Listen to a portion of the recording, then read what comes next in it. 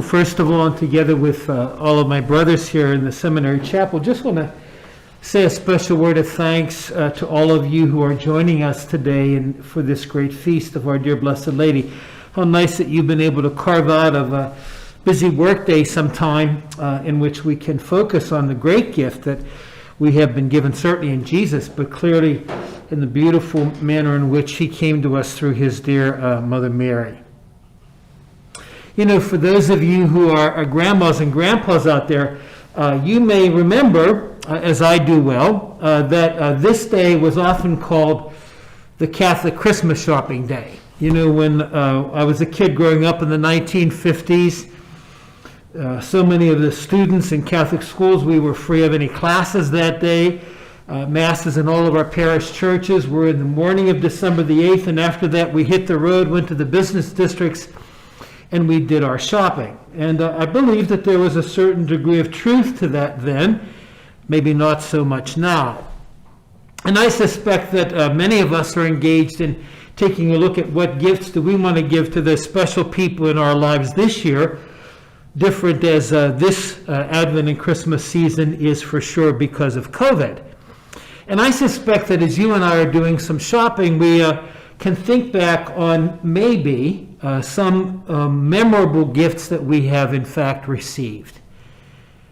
And as I was praying over the scripture passages for today, especially for the gospel, I couldn't help but think about a gift that I received my first Christmas as a priest.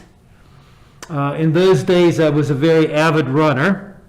We had 100 altar boys, and one of the altar boys gave me a poster, and on the poster was a man who was running, but in the bottom right of the poster were these words: God is nearer to us than we are to ourselves. That great phrase that in fact was written by the great theologian St. Augustine.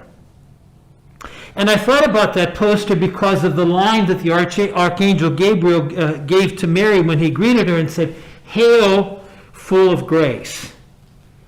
And we all know from our studies that when we talk about grace, we're talking about God sharing his life with us.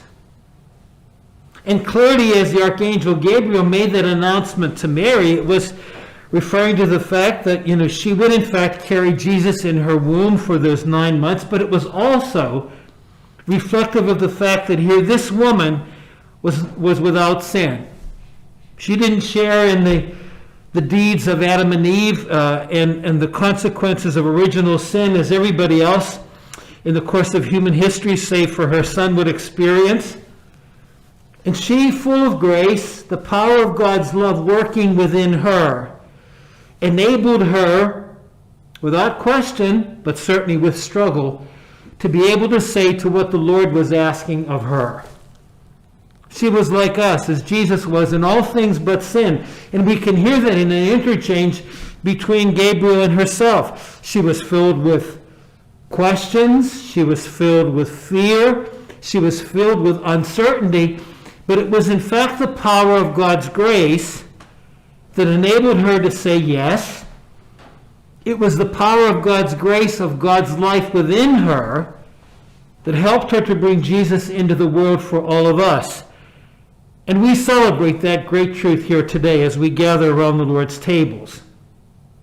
But it's interesting that as we take a look at the celebration of the church, we know that that call from God and the power of his grace, the power of his presence within us, does in fact remind us that we all have received that gift. St. Paul, in his letter to the Ephesians today, wants to remind the early Christian community that even though they, like all of their sisters and brothers, and like Adam and Eve, were people of sin, but God would not give up on them, just as God would not give up on Adam and Eve.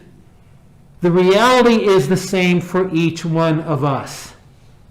In the course of our studies, we've learned not only is grace a share in the life of God, but we learn the different ways that happens through sacramental grace, that every time that we receive any one of the sacraments, God shares his life with us.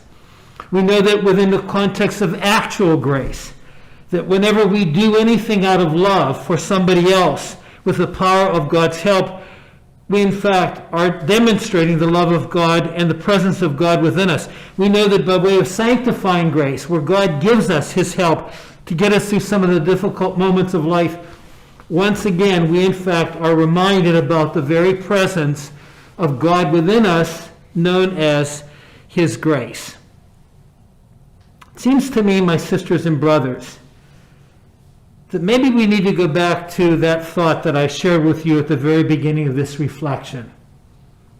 Seeing that December the 8th was the Catholic shopping day, and as you and I have a chance to be able to think about what is the most memorable, precious gift that we can remember in our lives, let's best not forget that the most precious gift that we have been given is none other than Jesus himself.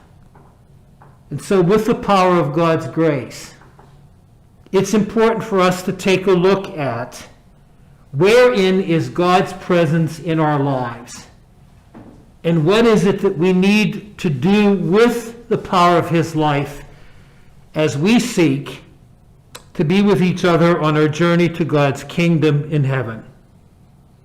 As you and I spend these next days thinking about the very special gifts that we want to give to people whom we love, let's especially think that the most precious gift that we can in fact give is the presence of Jesus through our words and deeds. All that possible because, like Mary, we have grace within us. God's presence is with us, and we can truly say God is nearer to us than we are to ourselves. May we take the very presence of God with us and let him convert our words and our deeds to words and deeds of love, as we so well learn from our dear Blessed Lady, the Mother, whom the angel rightly said, "Hail, full of grace."